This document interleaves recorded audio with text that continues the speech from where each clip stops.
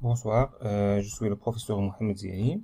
Dans cette vidéo, on va voir comment déterminer le noyau et l'image d'une application linéaire. Donc, dans cet exercice, on considère un endomorphisme de R3. Donc, un endomorphisme signifie que f est linéaire et l'espace de départ est égal à l'espace vérifié. Dans la première question, on cherche à déterminer le noyau de f. Donc, je vais rappeler la définition du noyau d'une manière générale. Supposons que vous avez une application linéaire f entre deux espaces vectoriels E et f. Le noyau de f, c'est l'ensemble de tous les vecteurs qui sont dans E et qui ont une image nulle. Donc, c'est l'ensemble de tous les U. Mathématiquement, on écrit ça. Donc, c'est l'ensemble de tous les vecteurs U qui sont dans E.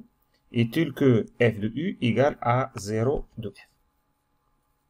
En fait, le noyau de f est un sous-espace vectoriel de E. Il est facile de le vérifier. En fait, vous avez déjà le 0 de E égale à 0 de E appartient au noyau parce que pour toute application linéaire, on a f de 0 de E égale à 0 de F. Et il est facile de vérifier que le noyau de f est stable par les deux lois internes et externes de R3. Donc, ici, pour notre exemple, c'est quoi le noyau de f? C'est l'ensemble de toutes les U qui sont dans R3, tel que f de U égale à 0 de R3. R3 ici, c'est l'espace dérivé.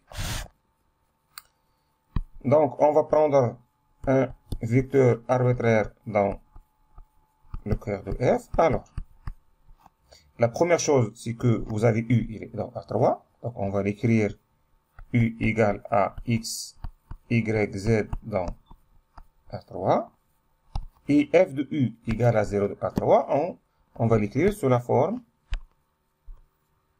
de f, x, y, z égale à 0 de R3. Et c'est quoi f de x, y, z? C'est x plus y moins z, x plus z, et x plus 2y moins 3z égale à 0 de A3, c'est 0, 0, 0. Donc, on a un vecteur égal à un autre vecteur. Donc, ceci, ça va nous donner un système. Ça va nous donner un système linéaire.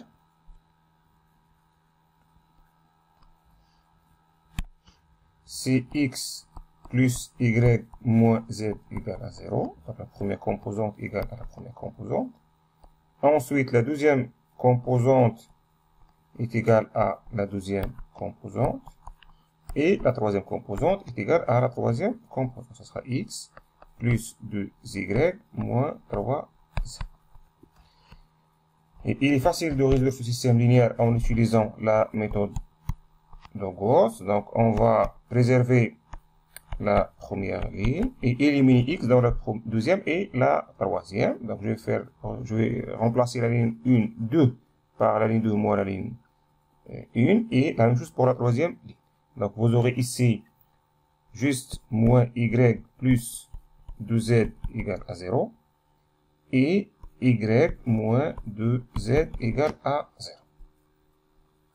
Donc, je vais essayer d'éliminer y dans la troisième ligne. Donc, je vais faire Gauss. Donc, x plus y moins z égale à 0, moins y plus 2z égale à 0, et j'obtiens 0 plus 0 égale à 0. Donc, on peut ignorer cette troisième équation.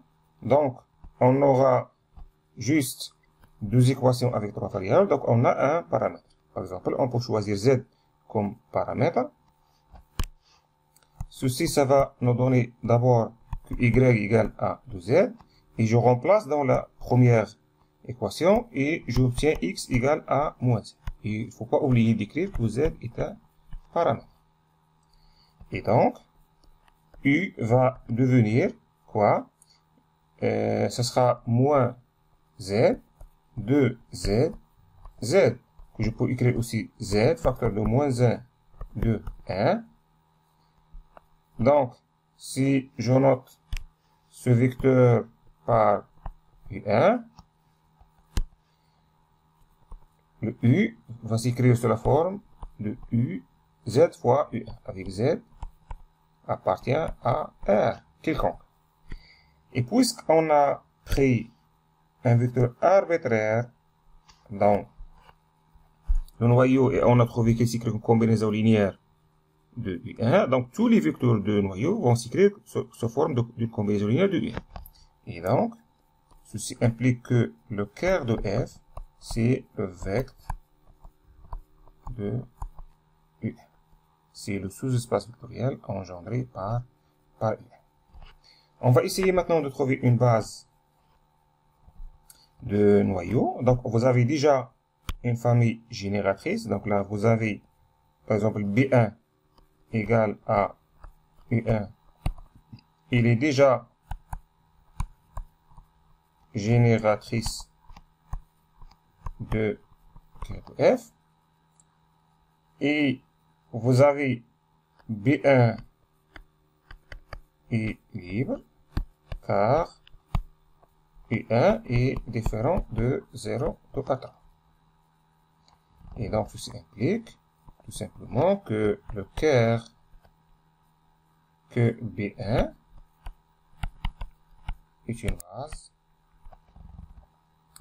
du noyau de F et la dimension de noyau égale à 1. Parce que vous avez une base qui contient un seul vecteur.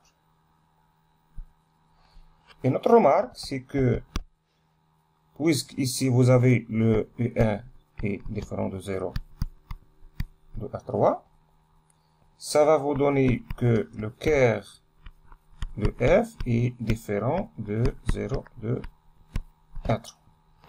Et ceci implique que F n'est pas injective.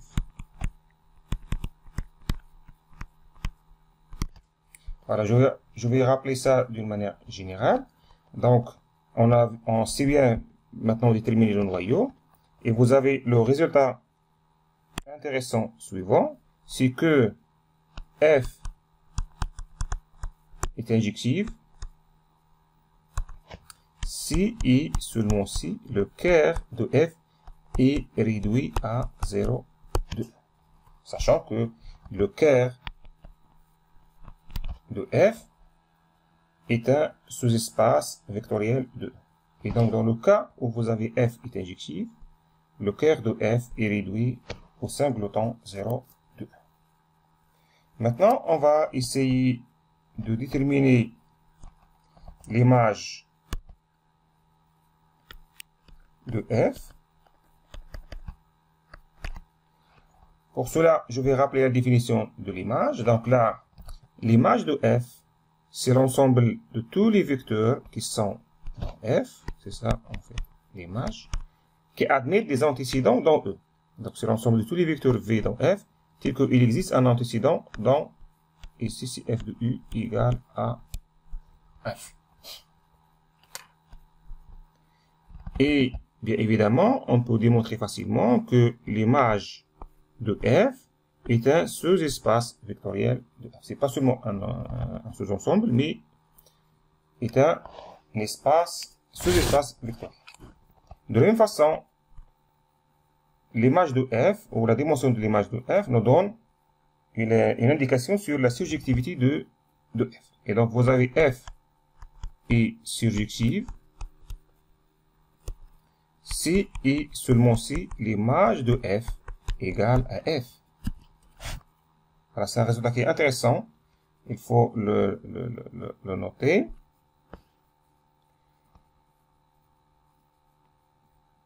Et vous avez un autre résultat intéressant. C'est que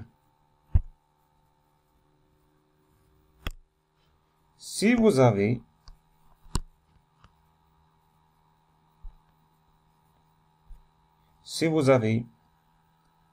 par exemple E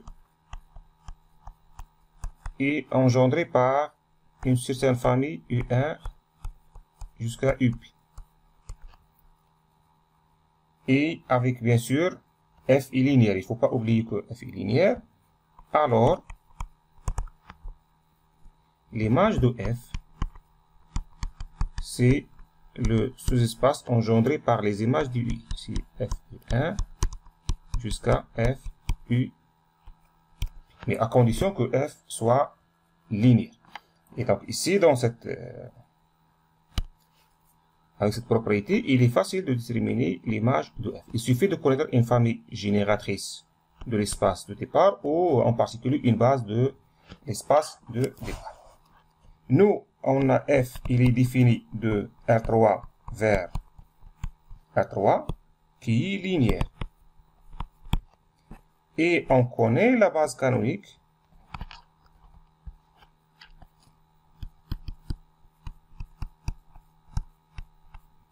donc, on connaît une base de R3 qui est la base canonique. C'est la base canonique de R3. Donc, avec E1, bien évidemment, c'est 1, 0, 0. E2, c'est 0, 1, 0. Et E3, c'est 0, 0 et 1.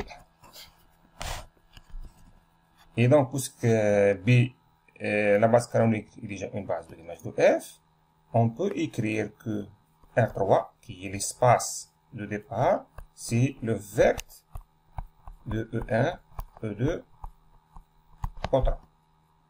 Et puisque F est linéaire, ça va vous donner que l'image de F, c'est le sous-espace engendré par F E1, F E2 et F E3. Donc, je vais calculer FE1. Donc, FE1, c'est F de 1, 0, 0. Donc, il est facile de trouver ces valeurs. Il suffit d'utiliser la définition de F. Et là, ça va vous donner 1, 1, 1, 1, que je vais noter au méga 1. De la même façon,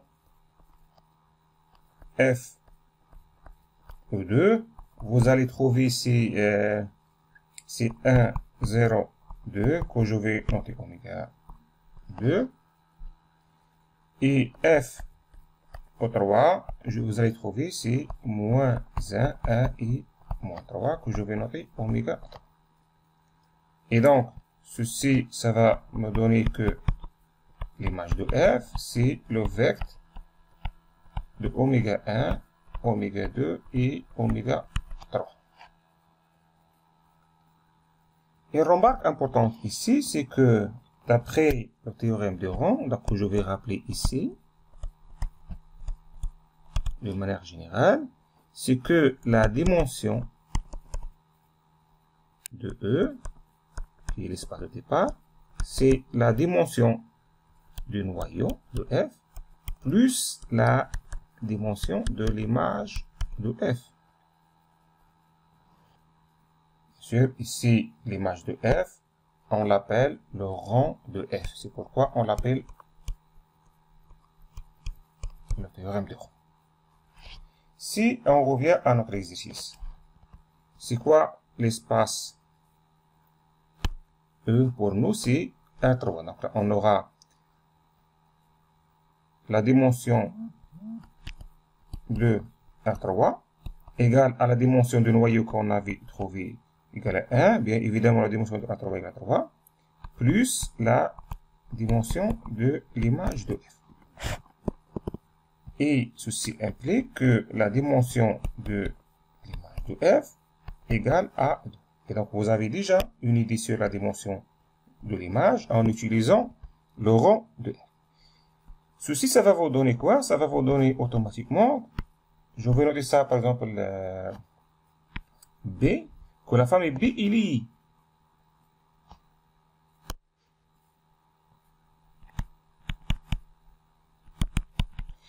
Sinon, il sera une base parce que il est déjà une famille génératrice de l'image.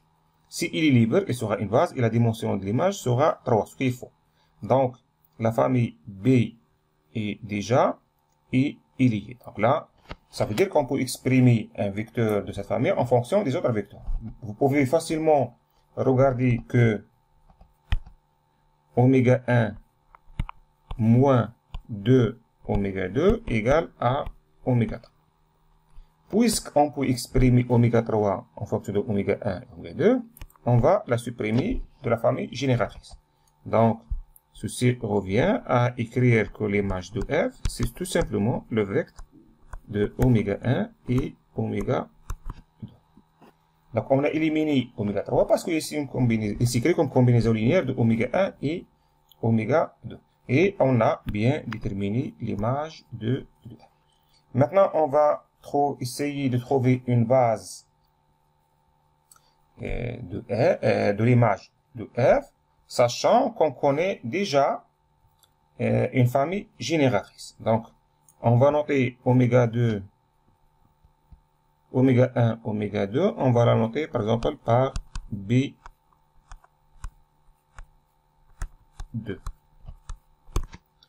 Cette famille oméga 1, oméga 2, elle est déjà génératrice de l'image de f. Parce qu'en fait, l'image de f, c'est le sous-espace engendré par oméga 1 et oméga 2. De plus, B2 est libre. C'est facile à démontrer. Donc, je vais le faire ici.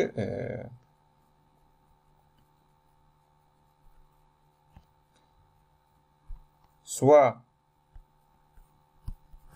alpha, bêta dans R, tel que alpha oméga 1 plus bêta oméga 2 égale à 0 de R3.